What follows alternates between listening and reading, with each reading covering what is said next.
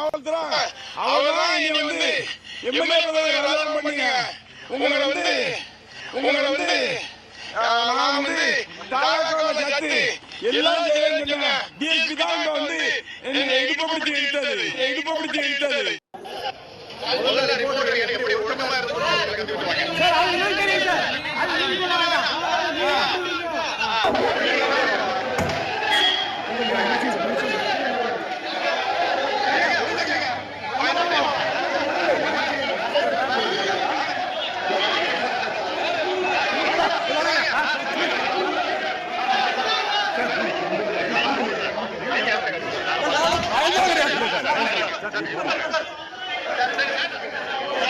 என்பதனும் மேலான தமிழ் பெருங்குடி மக்களே, உங்கள் அனைவருக்கும் மேலரசம்பட்டு சண்முகத்தின் பணிவான வணக்கங்கள். அன்பு உறவுகளே, நம்முடைய சேனலை சப்ஸ்கிரைப் செய்து கொண்டு நம்முடைய காணொலிக்கு ஒரு லைக் செய்து தொடர்ந்து நம்முடைய காணொலியை பாருங்கள். தொடர்ந்து நமக்கு ஆதரவு தாருங்கள்.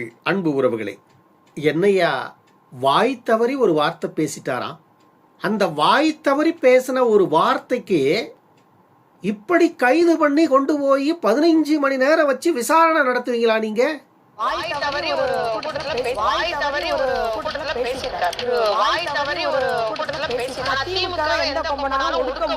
அப்படி என்ன வார்த்தையை பேசியிருப்பாரு? வாய் தவறி ஒரு வார்த்தை.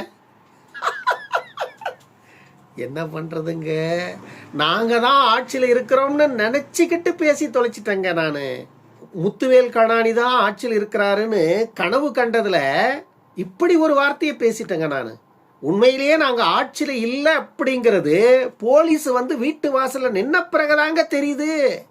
விளாத்திக்குளம் திமுகவினுடைய சட்டமன்ற உறுப்பினர் மார்க்கண்டேயனுடைய மெயின் வாய்ஸ் இதுதான்.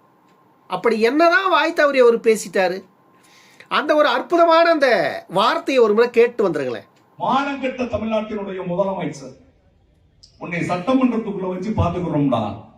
நாங்க என்ன கோமாளி பையில நினைச்சுக்கிட்டு இருக்கிற சட்டமன்றத்தை பூட்டுவானா? பூட்டினா உனக்கு எலும்பு இருக்காது, ஒட்டச்சிட்டு தான் உன்னை அடித்து விடுவானா.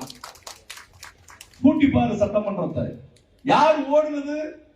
அரஸ்ட் பண்ணிடுவான்னு சொல்லி நைட்டோட நைட்டா நீ தான் கேரா வேண்ட யாரை வச்சுக்கிட்டு நீ ஓடுன கரூர்ல இருந்து. நாங்க ஒன்னும் பயந்து ஓடல. சட்டமன்றத்தில் நாங்க பயந்து ஓடணுமா? பேரிச்சவங்க மாதிரி சட்டமன்றத்தில் உட்கார்ந்துகிட்டு இருந்தார் தமிழ்நாட்டினுடைய முதலமைச்சர். குத்து புரோட்டா போட, என்னடா குத்து புரோட்டா போட? உன்னை மாதிரி ஆயிரக்கணக்கான புரோட்டாக்களை நாங்க பார்த்திருக்கிறோம். நீ எவ்வளவு கேவலமா பேசுன? என்ன விவசாய பெருங்குடி மக்களை சிஎம் சார் கேட்டீங்களா? இதுதாங்க ஒரு பேசுனது. இந்த ஒரு வார்த்தையை ஒரு வாய் தவறி பேசுனதுக்கு அவரை தூக்கின்னு போய் வச்சு 15 மணி நேரம் விசாரணை பண்ணியிருக்காங்க. அவருக்கு சுகரு பிபி எல்லாமே இருக்கு. அப்படிப்பட்ட மனுஷனை கொண்டு போய் நீங்க 15 மணி நேரம் விசாரணை பண்ணா என்னங்க இது நியாயம்? இதுதான் ஜனநாயகமா?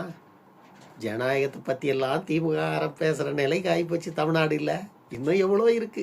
இன்னும் 5 ஆண்டுகள்ல நீங்க எவ்வளவெல்லாம் கத்த போறீங்க, எவ்வளவெல்லாம் கதற போறீங்கன்னு தமிழ்நாட்டு மக்கள் கண்டு ரசிப்பார்கள். தமிழ்நாட்டு மக்கள் கண்டு ரசிப்பார்கள். காரணம் என்ன தெரியுமா?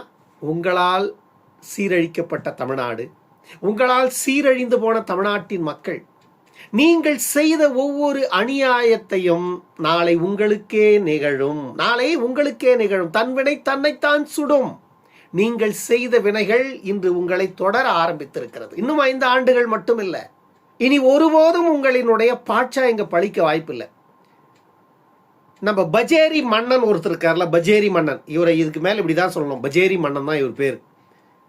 நல்லா நினைவுல வச்சுக்கோங்க, இவரை இப்படிதான் சொல்லணும் இதுக்கு மேல, பஜேரி மன்னன். அனிதா ராதாகிருஷ்ணன்.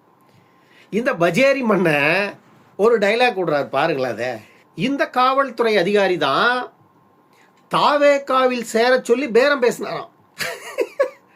என்னையா, இந்த காவல்துறை அதிகாரி தான் தாவேகாவில் சேர சொல்லி பேரம் பேசினாராம். தாவேகாவில் உங்களுக்கு வந்துட்டு அதை வாங்கி தரேன், எதை வாங்கி தரேன்னு எதையோ சொல்றாரு. நம்ம கிளிஜோசிக்கார மாதிரி அதையெல்லாம் வாங்கி தரேன் அப்படின்னு சொன்னாராம். கிளிகிளிப்பெல்லாம் வாங்கி கொடுக்குறேன்னு சொல்லியிருப்பாரு மாதிரி தருது. ஆனா நான் அதுக்கெல்லாம் ஒத்துக்க மாட்டேன் அப்படின்னு இவர் சொல்லிட்டாராம். அதனாலதான் இன்னைக்கு வந்துட்டு கைது பண்ணி என்னையா இடுப்புல கைய வைக்கிறாரு.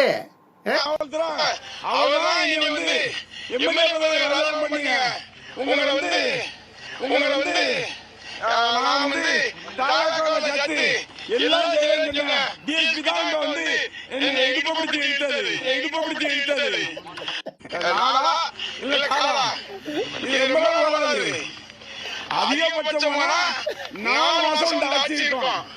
அதுவரைதான் இந்த காவல்துறை ஆள முடியும். என்ன இடுப்பு பிடிச்சி இருக்கிறாருன்னா அந்த காவல்துறை அவர்தான் இனி வந்து எம்எல்ஏ பதவி ராஜினாமா பண்ணுங்க. உங்களை வந்து நான் வந்து தாராக்கால சேர்த்து எல்லாம் செய்யறேன்னு டிஎஸ்பி தான் இங்க வந்து என்ன இடுப்பு பிடிச்சி. என்னங்க அவரு இப்படியெல்லாம் செய்யலாமா? இடுப்புல கையை வைக்கலாமா ஐயா? அவர் ஒரு சட்டமன்ற உறுப்பினர், முன்னாள் அமைச்சர், அவர் இடுப்புல போய் கையை வைக்கலாமா? இவரை தாவேக்காவில் சேர சொல்லி அந்த காவல்துறை அதிகாரியை வச்சு தான் பேசினாங்களாம். நீங்கள் சட்டமன்ற உறுப்பினருங்க, இதெல்லாம் வந்து பொதுவெளியில் சொல்லிட்டு இருக்கிறது இல்லை. அப்படி உண்மையாக இருந்தால் ஆதாரத்தோட போய் சட்டத்தை அணுகணும். என்னது? சட்டத்தை அணுகணும். இந்த பஜேரி வேஷமெல்லாம் இங்கே போட்டுட்டு இருக்கக்கூடாது. இது அண்ணா அறிவாலயம் இல்லை, கோபாலபுரம் இல்லை, தமிழ்நாடு. தமிழ்நாட்டில் ஒரு இடத்துல அண்ணா அறிவாலயமும் கோபாலபுரம் இருக்குது.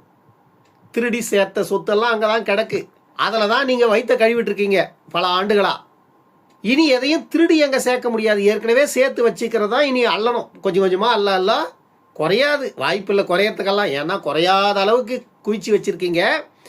ஒருவேளை இந்த ஆட்சி சரியான பாதையில் உங்களை விசாரணைக்கு உட்படுத்தினா தமிழ்நாட்டின் 13 லட்சம் கோடி கடனே தீர்ந்து தமிழ்நாடு வேறு லெவலில் போயிடும். ஆனால் நீங்கள்லாம் நடு ரோட்டுக்கு வந்துடுவீங்க.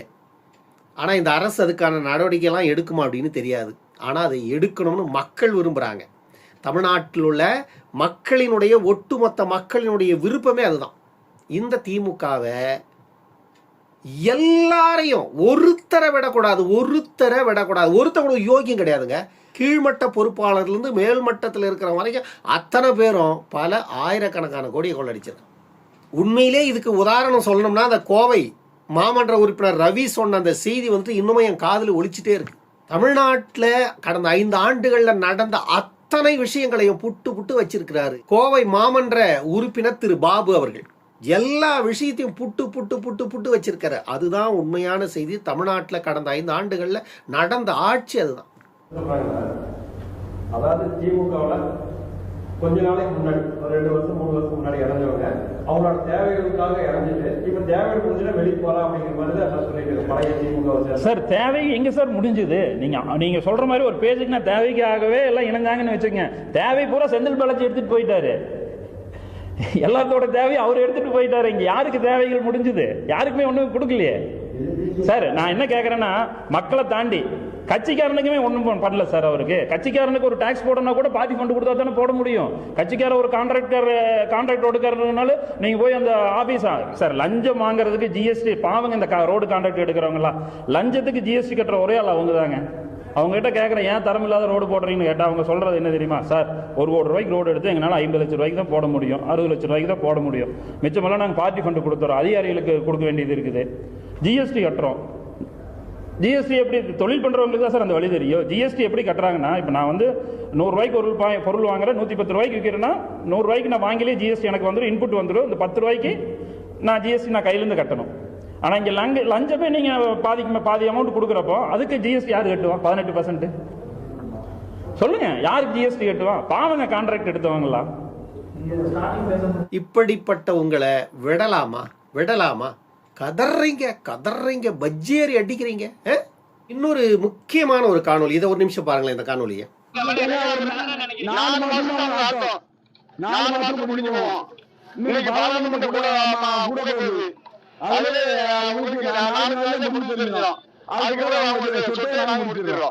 என்ன சொல்றாரு இவரு? இன்னும் 4 மாசம் தான். 6 மாசம் சொன்னாரு முன்னாடியே, அதுல 2 மாசம் போயிடுச்சு. இன்னும் 4 மாசம் தான் இருக்கு. அந்த 4 மாசத்துல இவங்க கதை முடிஞ்சிடும். அதுக்கப்புறம் முத்துவேல் கருணாநிதி 234 தொகுதியிலையும் வெற்றி பெற்று தமிழ்நாட்டின் முதலமைச்சராக மீண்டும் வந்துடுவார். அதுக்கப்புறம் தமிழ்நாட்டில் முத்துவேல் கருணாநிதி இருக்கிற வரைக்கும் அசைச்சிக்கவே முடியாது. அப்படிதான் நினைக்கிறீங்க? கனவு காணுங்க, போயிட்டு பகல் கனவு காணுங்க. பகல்லையே படுத்துக்கிட்டு வெட்டத்தை பார்த்தீங்கன்னு வச்சுக்கங்க. கனவுல முத்துவேல் கருணாநிதி மேலே சிம்மாசனம் போட்டு உட்கார்ந்துட்டு இருப்பாரு, நீங்கள் கீழே கால் மேலே கால் போட்டுக்கிட்டு அப்படியே கனவு கண்டீங்கன்னா கனவுல ஆட்சி நடத்தலாம். இப்படியெல்லாம் ஒரு கனவு இருக்கு இல்லை உங்களுக்கு? அதுவும் பாராளுமன்றம் கூடுதான். பாராளுமன்றம் முடியறதுக்குள்ள அந்த 4 நாள்ல தெரிஞ்சிடும், அதுக்கப்புறம் உங்க கதையை நான் முடிச்சிருவேன் அப்படின்றார். ஒன்றும் புரியல. 4 நாள்ல அமித்ஷா கூட ஒப்பந்தம் போட்டு திமுகவுக்கும் பிஜேபிக்கும் அலைன்ஸ் பண்ணி அதுக்கப்புறம் ஒருவேளை விஜயனுடைய ஆட்சியை கலைச்சிருவீங்களோ? ஓ, இப்படி ஒரு திட்டம் இருக்கலாம். ஏன்னா ஏற்கனவே இங்கே பேரம்லாம் பேசுனீங்க, பேரம் படியில ஒரு 15-20 எம்எல்ஏ எப்படின்னா தூக்கிடலான்ட்டு பேரம் பேசுனீங்க, பேரம் படியில் அவங்கெல்லாம் போயிட்டு கம்ப்ளைண்ட்டை கொடுத்துட்டாங்க. இப்போ ஏற்கனவே ஒரு 12-13 பேரை தூக்கி வச்சிருக்காங்க. அடுத்து இன்னும் எத்தனை பேரை தூக்க போறாங்கன்னு தெரியல. உதயநிதி ஸ்டாலினையும் தூக்கத்துக்கு வாய்ப்பு இருக்கு. லண்டன்ல இருந்து வந்த உடனே மு.க. ஸ்டாலினையும் தூக்கத்துக்கு வாய்ப்பு இருக்கு. அதனால இதுக்கு மேல ஏமாந்தோம்னா குடும்பத்தோட கொண்டு போய் இவங்க உள்ள வச்சிருவாங்க மாதிரி அப்படின்னு சொல்லிட்டு அமித்ஷா காலில் போயிட்டு ஒட்டு மொத்தமா விழுந்துருதுன்னு முடிவு பண்ணிட்டீங்க. இத்தனை நாளா தமிழ்நாட்டில் ஒரு பூச்சாண்டியை காட்டிட்டு இருந்தீங்க. மதச்சார்பற்ற கூட்டணி உறுதியோட இருப்பதனாலதான் இங்க பிஜேபி உள்ள வர்றதை தடுக்க முடியுதுன்னு. இப்ப நேரடியா பிஜேபி கிட்ட நீங்களே போய் சேர்ந்துட்டீங்கன்னா அந்த மதச்சார்பின்மை அப்படியே மேல போயிடுமா நாளைக்கு? இதுவரைக்கும் பிஜேபி இதுவரைக்கும் அதிமுக கூட்டணியில் இருந்த போது நீங்க மதச்சார்பின்மையை தாக்கு பிடிச்சீங்க. நாளைக்கு நீங்களே டைரக்டா பிஜேபி கூட போய் சேரும்போது மதச்சார்பின்மை என்ன ஆகும்? அன்னைக்கு பிஜேபி மதவாத கட்சியா இருக்காதா? அன்னைக்கு பிஜேபி சாதிவாத கட்சியா தெரியாதா? நீங்க ஓசி சோறு திங்கணும்னா என்ன வேணா செய்வீங்க, காலில் கிடக்கிறத கூட எடுத்து தெம்பிங்க. மக்கள் புரிஞ்சுக்கிங்க. அன்பு மக்களே, இதுதான் திமுக. உண்மையிலே இப்பதாங்க ஒரு 2-3 நாளா ரொம்ப சந்தோஷமா இருக்கேன் நான் உண்மையிலே. ஏன்னா கடந்த 5 ஆண்டு கால ஆட்சியில இவனுங்க படுத்தின பாடு இருக்கு பாரு மக்களை. இன்னைக்கு இவங்க படுற பாடு பார்க்கும்போது நம்ம சந்தோஷப்பட்டு தான் ஆகணும். தமிழ்நாட்டு மக்கள் ஒட்டுமொத்தமா இவனுங்க இன்னைக்கு படுற பாடை பார்த்து சந்தோஷப்பட்டுட்டு இருக்காங்க. இது போதுமா? போதாது. ஏன்னா இன்னும் KN நேரு வெளியே இருக்காரு, செந்தில் பாலாஜி வெளியே இருக்கிறாரு, பொன்முடி வெளியே இருக்கிறாரு, துரைமுருகன் வெளியே இருக்கிறாரு. இவங்கெல்லாம் வெளியே இருந்தா எப்படி சந்தோஷம் இருக்குங்க? ஏன்னா இவங்க தாங்க மெயின் சுவிட்சிய. இதெல்லாம் சைடிஸுங்க, இதெல்லாம் சைடிஸ். அனிதா ராதாகிருஷ்ணன் ஒரு ஆளே கிடையாது. இந்த கீதா ஜீவன் எல்லாம் எதுக்கு இப்படி பேசுறாங்கன்னு தெரியல. திமுகவை யாரும் ஒண்ணுமே பண்ண முடியாது. என்ன பண்ணணும் திமுகவை? எல்லாம் பண்ணியாச்சு. திமுக ஒன்னும் பண்ண முடியாதுன்னு இல்லை, எல்லாம் பண்ணியாச்சு. சுக்குநூறா உடைஞ்சாச்சு திமுக. கத்துறீங்களே தெரியல, மூளைக்கு கத்துறீங்க, கதறீங்க. காலையில இருந்து நைட்டு பகல் உங்களுக்கு எதுவுமே கிடையாது. 24 மணி நேரமும் உங்க கதறல் சத்தம் தான் ஓடுது இன்னைக்கு தமிழ்நாட்டில்.